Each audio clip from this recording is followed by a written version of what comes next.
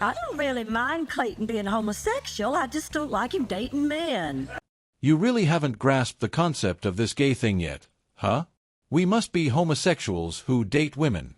Yeah, they're called lesbians. In 1988, the Golden Girls filmed a scene so controversial NBC executives panicked. It involved mud masks, a black family, and 13 minutes that would haunt television for decades. Betty White delivered one line that seemed innocent at the time, but 32 years later, streaming services pulled the entire episode. They erased it completely. What started as comedy became a national scandal. Even black writers defended it, but the damage was done. Here's what really happened. In August 1984, NBC held a fall preview special at their studios in Burbank. The idea was to showcase their upcoming shows, but something unexpected happened. Two actresses, Selma Diamond from Night Court and Doris Roberts from Remington Steele, got up to promote the new crime drama Miami Vice. Selma misheard the title as Miami Nice, and instead of correcting her, the two ran with it. They turned the mix-up into a comedy sketch about older women in Miami dancing, flaunting mink coats, and relaxing on the beach. The crowd laughed, but one man in the room wasn't just laughing, he was thinking. Warren Littlefield, a senior VP at NBC, saw something more. He later remembered that these middle-aged women lit up the stage. Their comic timing, their presence, it hit hard. He called it one of the luckiest accidents in television history. That joke planted a seed that would grow into the Golden Girls. But there was another spark. NBC President Brandon Tartikoff had always loved the 1953 film How to Marry a Millionaire. It starred Marilyn Monroe, Betty Grable, and Lauren Bacall, three glamorous women on the hunt for rich husbands in New York. Tartikoff wondered, could something like that work for television? At first, the idea didn't land. The premise of women chasing love felt out of touch with the 1980s feminist movement. But then Tartikoff visited his aunt. That visit changed everything. He realized the show didn't need to be about young women, it could be about older women living together, just like his aunt and her friends. Still, even Tartikoff's colleagues weren't all looped in. Warren Littlefield later said he wasn't sure how serious that Monroe connection really was. Maybe Tartikoff kept it to himself. Either way, the Monroe-inspired concept met that Miami Nice comedy spark, and things started to take shape. That's when producers Paul Younger-Witt and Tony Thomas brought the idea to writer Susan Harris. At first, Harris didn't want to come back to TV. She'd made Soap and Benson, and she was semi-retired. But when her husband Paul mentioned the idea of older women living in Miami, she didn't hesitate. Of course, yes, she said. But there was a disagreement from the start. NBC wanted women in their 40s. Harris imagined women in their 70s. For Harris, older meant stories, life experience, real humor, not punchlines.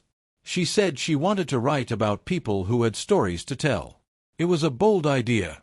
No one on TV was focusing on that age group. But Harris saw it clearly. When she turned in her script, Littlefield read it and gave it an immediate green light, even though the women were 20 years older than NBC had requested. When the pilot was filmed on April 17, 1985, the cast looked a little different. There wasn't just Sophia, Blanche, Rose, and Dorothy. There was Coco, played by Charles Levin. Coco was a gay houseboy who cooked and lived with the women. The network had actually suggested him. This was just 4 years after NBC had caught backlash for a gay character in Love, Sidney. But this time, they wanted Coco to be open and confident, not closeted. Coco was originally meant to be a core character, and Levin had played gay roles before. But when the pilot ran long, his scenes were the first to go. At the same time, Estelle Getty's character Sophia was only meant to appear occasionally, but she tested so well with audiences that producers made her a regular. Coco was cut, and Sophia took his place. That small edit changed TV forever. There's something else wild. Estelle Getty, who played the 79-year-old Sophia, was actually younger than Bea Arthur, who played her daughter Dorothy. Getty was born in July 1923. Arthur was born in May 1922. Getty was 62. Arthur was 63. But with heavy makeup, thick glasses, and a white wig, Getty was aged up by 17 years every day. It took over an hour to transform her. She was the first of the main 4 cast, thanks to her performance in Torch Song Trilogy. And even Disney's Michael Eisner admitted she was the spark that turned 3 women into girls. When the show ended in 1992, Getty was 68, Arthur was 69. Their roles stayed flipped the whole way through. Betty White almost wasn't Rose. She came in to audition for Blanche. That made sense. She had just finished playing the man-hungry Sue and Nivens on the Mary Tyler Moore Show. But director Jay Sandrich thought it was too similar. He said if she played another neighborhood nymphomaniac, people would just think it was Sue and all over again. So he told her to read for Rose. White wasn't happy. She said she felt heartsick. She didn't understand the character. But Rue McClanahan wasn't clicking as Rose either. Then they switched. McClanahan read as Blanche and nailed it. Suddenly, it all worked. Rose was literal and sweet. If you said, "I could eat a horse," she'd call Animal Rescue. White later said McClanahan took Blanche out into orbit further than she ever could have gone. But there was one more casting twist that could have rewritten history. Broadway star Elaine Stritch auditioned for Dorothy. From the start, she felt that Susan Harris didn't like her. Stritch asked if she could mess with the dialogue a bit. Harris told her she could change just the punctuation. Stritch didn't listen. She threw in an F-bomb as a joke. "Don't forget the hors d'oeuvres." Some execs laughed. Harris didn't. Stritch later joked that she blew her shot at $35,000, or maybe $50,000, per episode. And this was a show that would rake in millions in syndication. Producers said they had always wanted Bea Arthur anyway. Stritch never even got through the script. McClanahan also had to fight for her role, just not to get it, but to do it her way. In the script, Blanche was clearly Southern, more Southern than Blanche DuBois. But when she tried the accent during the pilot, director Jay Sandrich stopped her. He said, "I don't want to hear a Southern accent." He made her use her regular Oklahoma voice. When the show was picked up, a new director came in. McClanahan asked producers for a compromise. Instead of a true Southern drawl, she created something theatrical, like Mae West with a twist of Georgia charm. It was inspired by her mother's cousin Anna Pearl, who once tried to sound classy by mixing English with Southern. McClanahan said Blanche invented this voice herself because she thought it was sexy. Nobody else on Earth talked like that. When The Golden Girls aired for the first time on September 14, 1985, nobody saw it coming. That night, around 21.5 million households tuned in. The show scored a 25 rating and a 43 share. For perspective, that was the best premiere for any network show in 2 years. It even beat The Cosby Show, which was already a massive hit. And just like that, a show starring 4 older women, something Hollywood didn't think could succeed, shot straight to #1 in the Nielsen ratings. The show didn't just break records, it shattered long-standing beliefs. NBC hadn't seen a comedy launch like this since Chico and the Man back in 1974. That was over a decade ago. No one thought a geriatric comedy could even come close to that. But The Golden Girls didn't just match it, it surpassed it. NBC ended up grabbing the top 4 spots in the ratings that week. In fact, it dominated 11 out of the top 15 shows.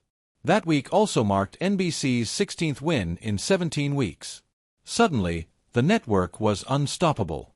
Behind the scenes, NBC was nervous, really nervous.